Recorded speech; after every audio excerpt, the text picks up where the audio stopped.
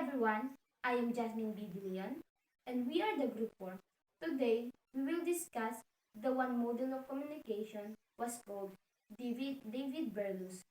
But before we proceed to the main concept of this model, let's have a short background in this model.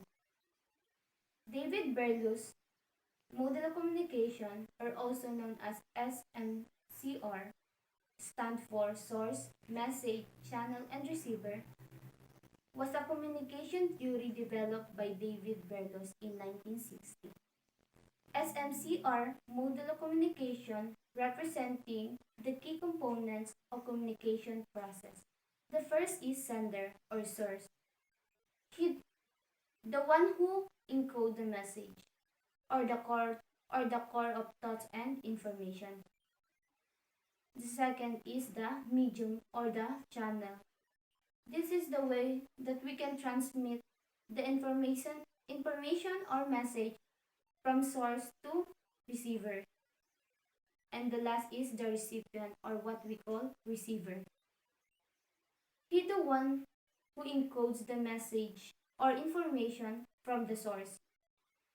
And the model of and David BERLOS model of communication is a linear or one-way.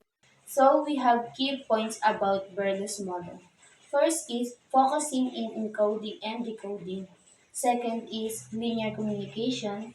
And the third is factors affecting communication. This is the model of BERLOS model communication.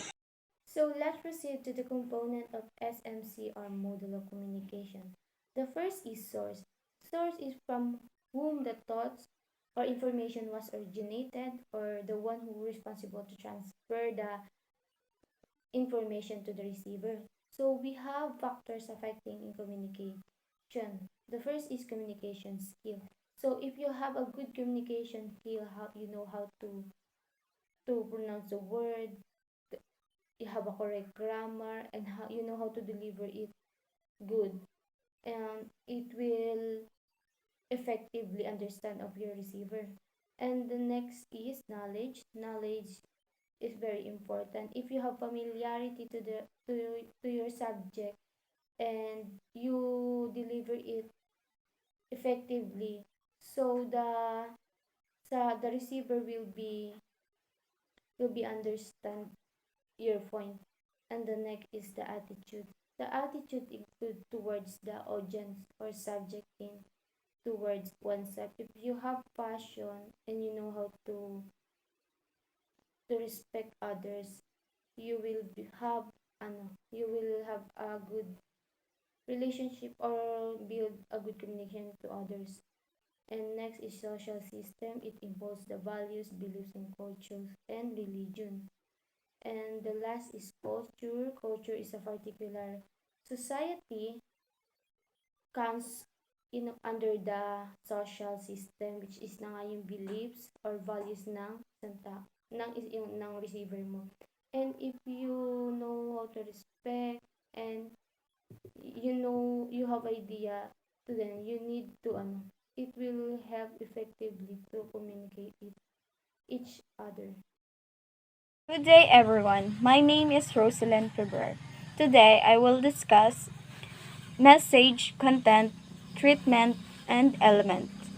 Message, the information that's sent from the source to receiver. The message is how to connect other people, like the teacher and student. The sender is teacher, while the receiver is student. Content.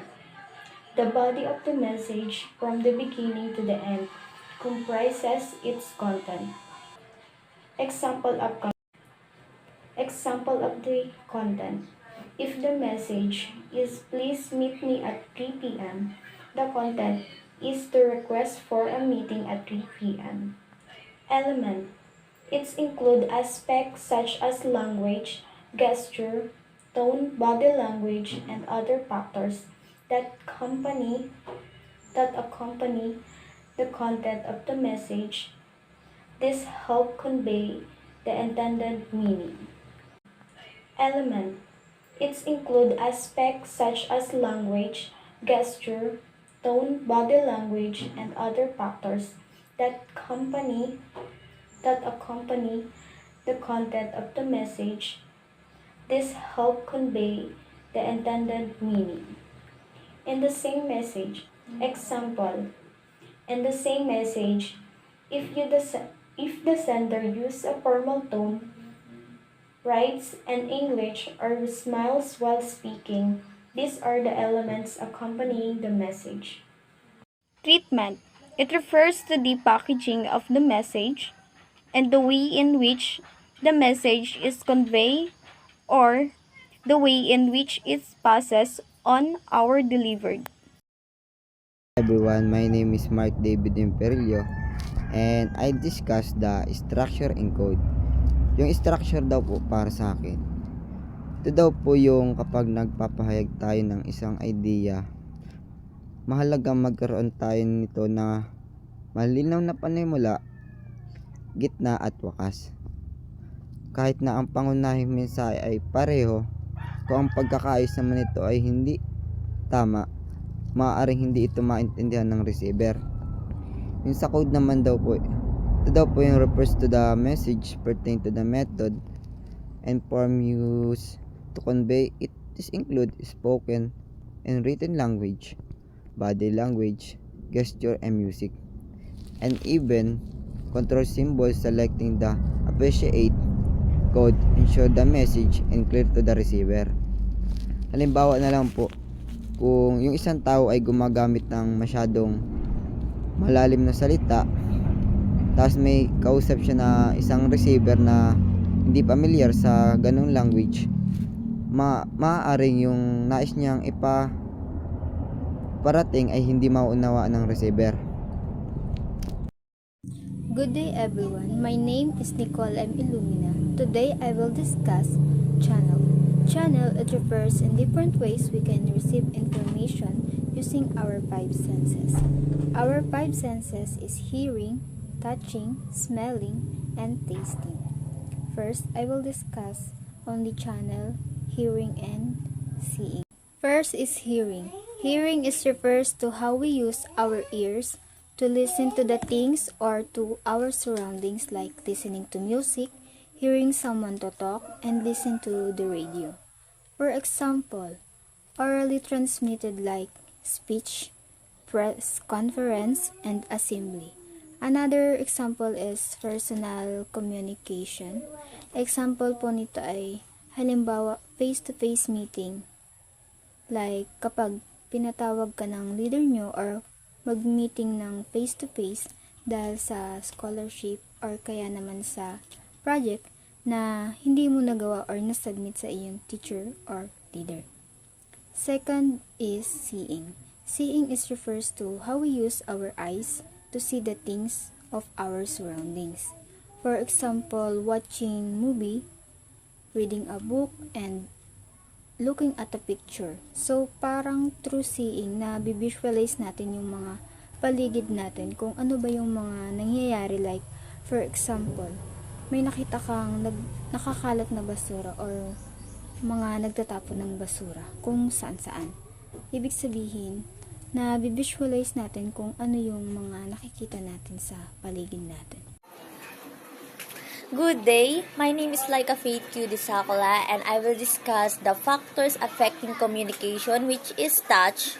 It can be used as channel communicate and also known as tactile senses. And it is also channel communication. So, my example is pain. When you accidentally touch a hot pan or thorn, you accidentally pull your hand away to avoid injury. Then, the next is smelling. It can also be a channel of communication or communicate. My example is food. Adobo. When you smell adobo, you will know kung ano yung food na yun. Pag naano mo lang siya, pag naamoy mo siya, alam mo na agad kung ano yun. And the last is tasting. It can also be a channel of communication or communicate. Example, soreness. When you taste a lemon or sour candy, the acidic component trigger sour receptors. Good day, I am Reynalyn Yaneta, discussing what is decoder and sender and also what is BERLOS models.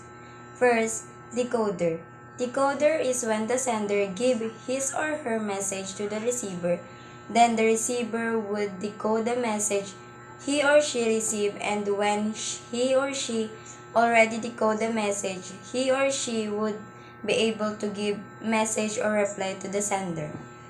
And send receiver, a person who analyzes the message from sender to think what can respond to the sender. There are 5 factors of affecting communication. The first is communication skill, second, knowledge, third, attitudes, fourth, social system, and fifth is culture. And the BERLOS models. BERLOS models believes that having an effective communication, the sender and receiver should be on the same level. If the sender is a good source, then the receiver should be also a good listener. And that way, there would have an effective communication. Ms. Ella J.S. Maceda, I will discuss criticism of BERLOS SMCR model of communication. There is a lack of feedback. The effects are practically unknown. It does not mention the barriers to communication. There is no room for noise. It is a rather complex model. It is linear model of communication. It's, it requires people to be on the same level for effective communication to happen. However, that rarely happens in everyday life. The main drawback of the model is that it omits the usage of sixth sense as a channel of communication, which is an asset to human beings, thinking, understanding, analyzing, etc.